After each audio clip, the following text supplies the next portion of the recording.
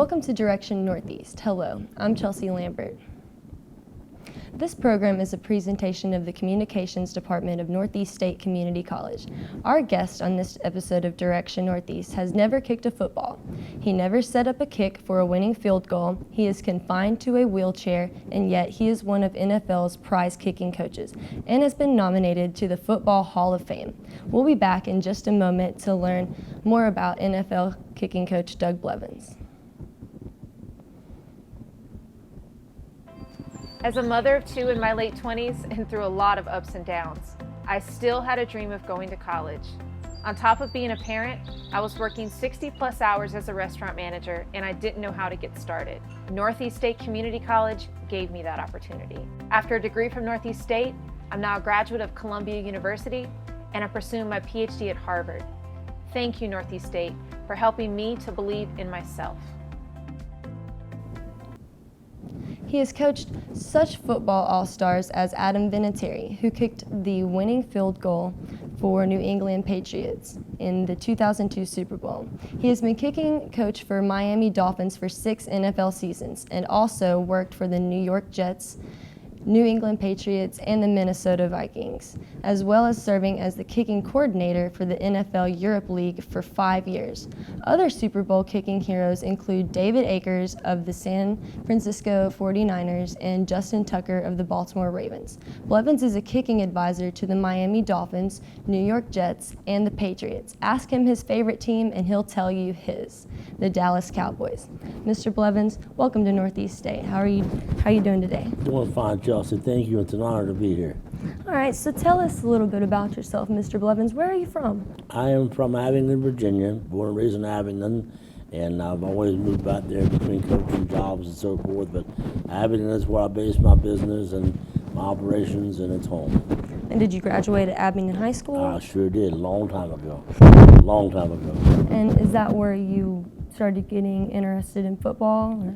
It is. I was involved with the Abingdon High School football program and worked with it for 5 years, and I actually, worked with defense and other things in high school as well as serving as a manager, and so that's where my interest developed, and that's, I'm real thankful to those guys because essentially that's where my career in this sport was launched.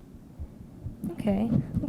And so we're really happy to have you here for October since it's National Disabilities Month, Awareness Month. So what's something that you could say to people out there who suffer from disabilities, who are striving for a goal that, Well, the big thing that I would say to them and do say to them is to, don't let your disability define you.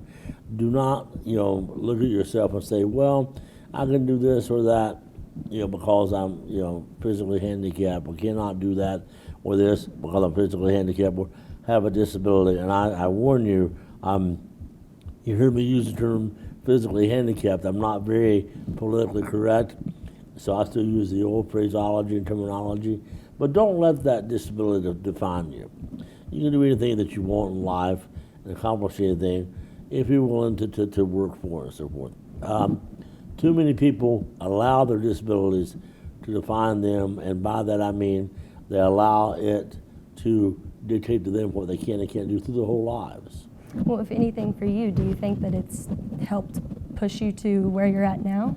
I would have to say that, it's made me more driven, more goal-oriented, more competitive, and that, by and large, is part of my personality that I was blessed with and have. But yeah, certainly it's made me more competitive, more driven, more ambitious. So I think it's actually enhanced my life as opposed to being a negative. My disability, I've got cerebral palsy, and I tell people all the time, it's primarily an inconvenience rather than something that's debilitating or that stops me. So it's not in. Well, what was it like growing up with cerebral palsy? Interesting, especially in Southwest Virginia back in the 70s, because I was the only person initially at Abingdon High School. I was the first one to go to my elementary school, and the only one. So I was the one that broke a lot of the barriers and so forth. So it was interesting, especially in terms of the way people approached you when you would tell people what you wanted to do for a living, and it involved professional football, professional sports, and the fact that I couldn't even walk. It was challenging. When it came out to dating and so forth, I mean, that was very challenging, and I understand why it was, but that was very challenging, and meeting girls and all that when you get that age. So it was an interesting time. So another question is, and I know a lot of people would like to know that, how did you teach yourself how to kick? Well, that's a good question and a fair question. In 1978, my sophomore year in high school, we had some very powerful, good football teams, talented football teams at Abilene High School during that era. And I knew that if I was going to make it to the National Football League and have the opportunity to do this for a career, that I would have to develop a specialty and be the best at it. Couldn't be pretty good, couldn't be decent. If I was going to be able to successfully accomplish the goal of getting people to look beyond the cerebral palsy, disability, handicap, whatever you want to call it, I had to be the best at it. So I contacted the Dallas Cowboys. I wrote Ben Agajanian a letter, Tom Landry a letter, and Agajanian was their kicking coach at the time. And they always had phenomenal kickers, year in, year out. Didn't matter who they plugged in at that position, kicking and punting, they were among the best in the league. Wrote those guys a letter, told them what I was interested in doing, my situation. They wrote back, began to correspond with them, learn from them, and that's how it happened. And I had an eye for it. I found that as I began to learn things, I could see things that players were doing full speed. I could articulate it, teach it, and one thing led to the other. It turned into the specialty, turned into my passion, and it got me a college scholarship, and the rest is history, as they say. Well, that leads me to my next question. So how do you deal with getting players to take you seriously whenever they're thinking, this man's never kicked a football in his life? That's a good question. Based on the success I've had over the last 30-some years, that's no longer an issue, but in the beginning it was. In the beginning, I got all kinds of comments and so forth. But usually, once you show something to a player, any athlete, and it makes them better, and you're upfront about it. You say, look, I know Chelsea, you're skeptical about me coming out here to coach you, and I've never done it. Address it up front with them, and even then they're skeptical or was skeptical. But when you begin to teach them things that make them better, and they see it happen immediately, and they feel the difference, and I mean, feel by where the ball comes off their foot, or the way a punter is dropping the ball, it changes their opinion. Now, after all these years and the success I've had, and the guys that have had the success they've had, and now it goes to the other extreme. Now I get people who think I can do too much, who think that they may be marginally talented. All of a sudden, I can make them the next Adam Vinatieri, where they don't have the athleticism or the ability. So now it has gone full focus the other direction. I see. Well, another big question here is that a lot of people want to know is, how did you turn Adam Vinatieri into the beast kicking machine that he is now? Adam contacted me right after graduation at South Dakota State University. I mean, within days. And he had went 4 for 12 his senior season, not a good senior season. And he called me and told me, and I get all kinds of phone calls from kickers, so I thought, well, whatever, that he felt like that he could play in the league, he had a good leg, but he needed coaching, and that he was struggling. And he sent me some videotape. Back then it was on the old VCRs and so forth. So I watched that tape after he sent it, and ironically he called me the day that I watched it. And I knew he had a strong leg, monster leg, but mechanically I saw things immediately that he could work on. This was a Saturday morning. I said, I'd like to get you out here to Virginia. I was with the NFL Europe League at the time, going back and forth to Europe. I said, I'd like to get you to Abingdon, work with you. And he said, when do you want me there? I said, I'd like to have you here Monday. Well, he flew out Monday, and we started working together. And he stayed about a week and a half initially, and then he went. I told him I wanted to develop him, and then he goes home, drives back, and we get to work on mechanics and body positioning, the speed of the ball, steps, just breaking down his mechanics, and boy, he was able to do it. And I put him in the NFL Europe League. He played for the Amsterdam Admirals, and then we got him with the New England Patriots, and he has done a phenomenal job. Well, can you take us back to that moment whenever you watched him kick that game-winning field goal? That's a good question, Chelsea. It really is, because I was with the Miami Dolphins at the time, and we had gotten beat in the playoffs, and I was still devastated that I wasn't in the Super Bowl. I wanted to be there. So my season had come to an end, losing in the playoffs, and I was not happy. I was obviously pulling for the Patriots and pulling for Adam. But I had a speaking engagement. I was hired to speak to the athletic department at North Carolina State University the day after the Super Bowl. So I was in Raleigh on campus at NC State watching it in a sports bar, me and my ex-wife, which was my wife at the time. And I was sitting there watching it, and the waitress and the bartender had no idea who I was.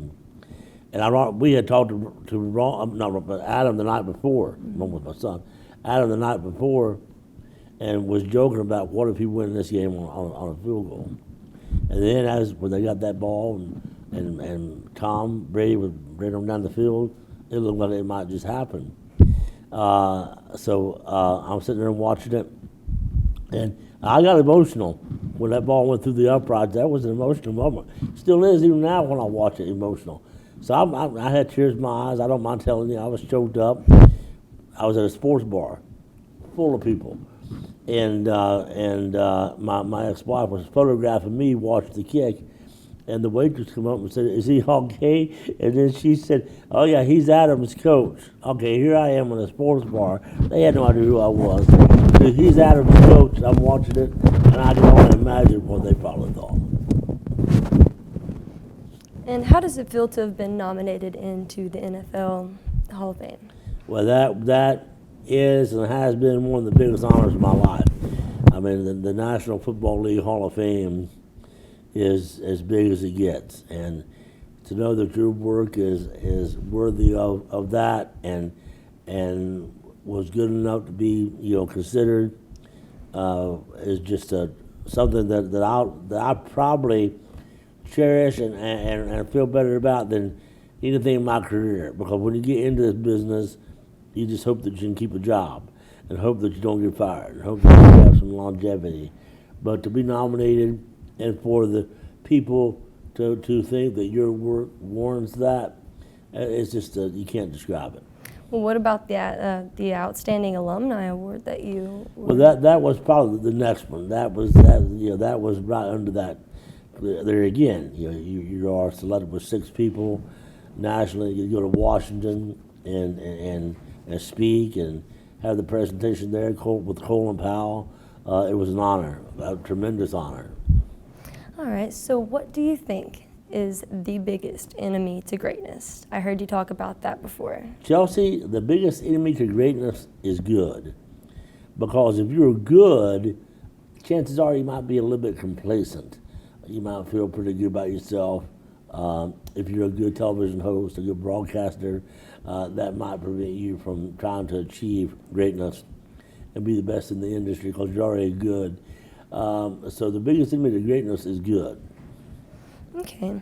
And so in a speech in the Kiwanis Club in Abingdon, you said that you can tell a player like if he is going to achieve something great just by the look in his eyes. Can you elaborate on that? I can tell by the look of their eye and how they approach things, body language, things they say, if they have that potential for greatness. It's hard to explain. And they asked that question earlier today when I gave my presentation. If you watch the videotape and you watch the video of Adam Vinatieri going out to kick that first field goal to win the first Super Bowl winning kick against the Rams, he has a little smirk on his face.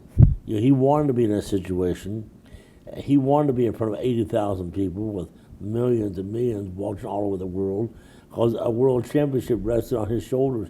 He wanted to be in that situation. So you can tell by the way people respond, by how they act. And I can tell after the first kick and how they react whether or not they have that potential. I knew when I saw Adam after about 5 or 10 minutes he had greatness in him. So how do you, kickers are known for their mental toughness. So how do you prepare kickers for what it's going to take? Well, I've always felt like that obviously some things mentally and with some aspects of the mental component, you can't teach it. It's God-given, it's either there or it's not there. And, I've always felt like that if a kicker is prepared very well mechanically and is very well coached and he knows the right technique and mechanics, that breeds confidence. So the more confidence you can breathe, the more confidence you instill in them for doing it the right way, the more mentally tough they're going to be. Okay, and so you mentioned the Europe League. Football's taken you to traveling all over the world. What was it like coaching or being over there in Europe and working? It was a wonderful experience. I was the kicking coordinator for the entire NFL Europe League and got to live in places like Amsterdam in Holland, Dusseldorf, Germany, spent time in Barcelona. So I've been all over Europe. I did that for 5 years, 7 months out of the year. And that was just a wonderful experience. I've gotten to go do things and see places and meet people that otherwise I never would. So it was definitely a great experience. Oh, it's a great experience. I miss those years, I miss those days, and it was fun. So now you're doing some motivational speaking? Now I coach football at Emory Henry College. I still do private instruction, develop guys. Not on the same scale that I used to. I do a lot of motivational speaking appearances across the country, colleges, universities, and talk to young people, churches. I do a lot of that now. Okay. And so what is it that you absolutely love about football? I love about football that it's the thing I love about football is it's performance oriented, and by that I mean like as a kicking coach. If Adam had missed one of those field goals to win the Super Bowl, they would have lost the game. And let's say that against the Rams in that Super Bowl, let's say he hit a good ball, it's up in the air, it rotated right, and it began to slice, and he pushed it to the right somewhat, and they lose.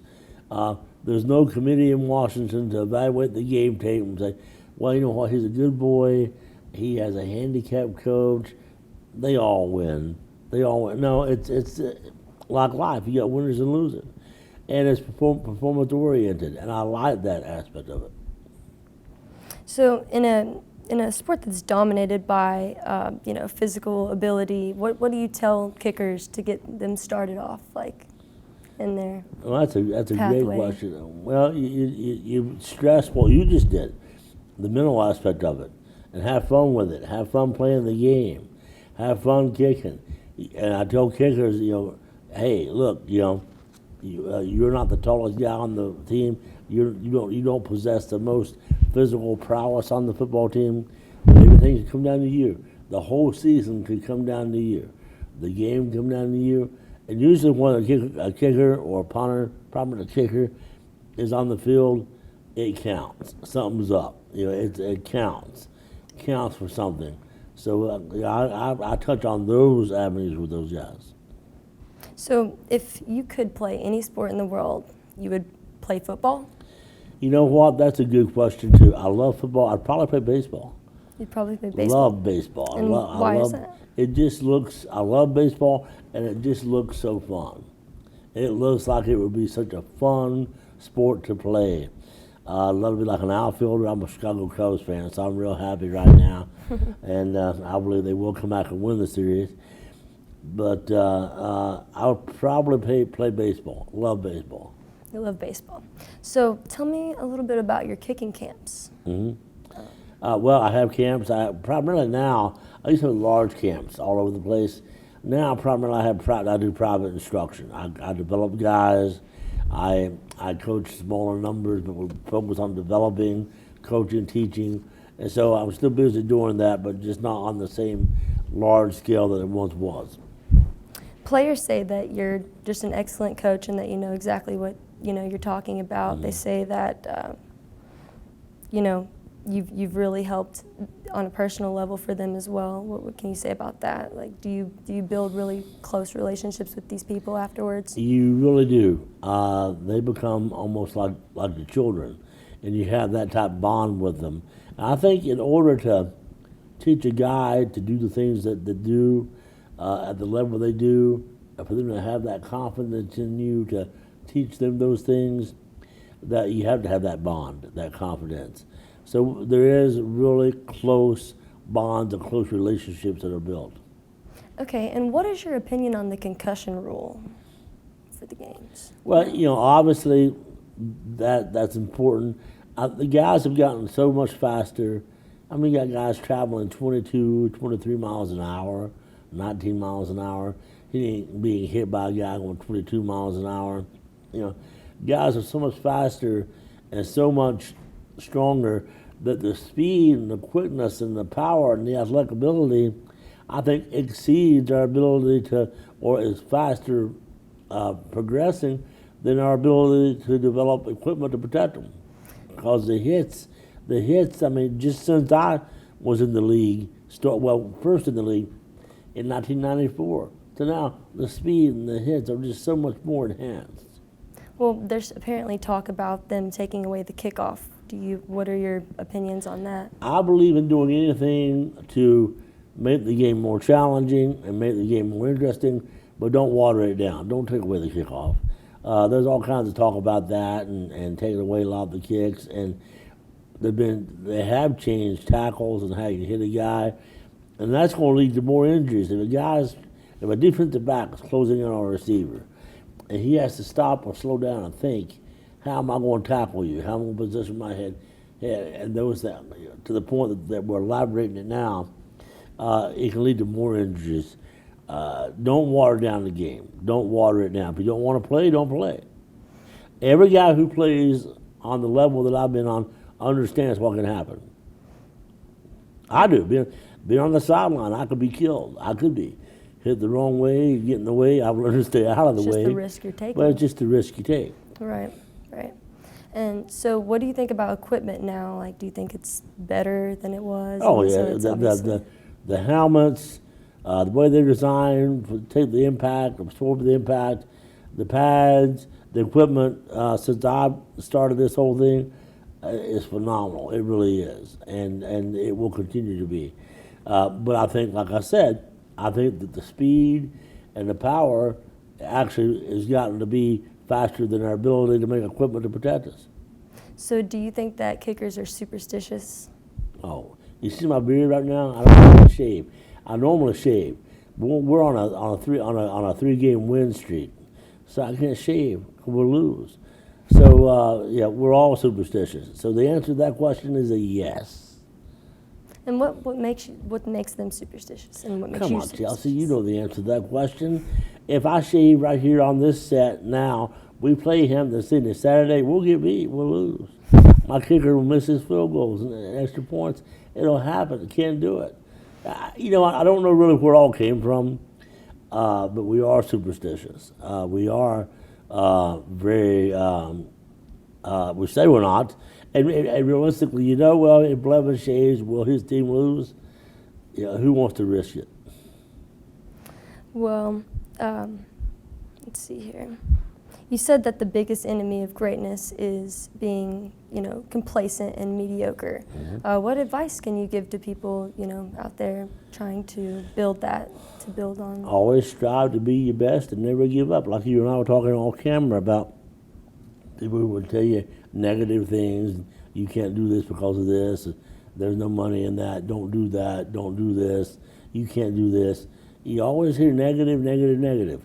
But the people who want to spread that negativity never done nothing, zilch, nothing.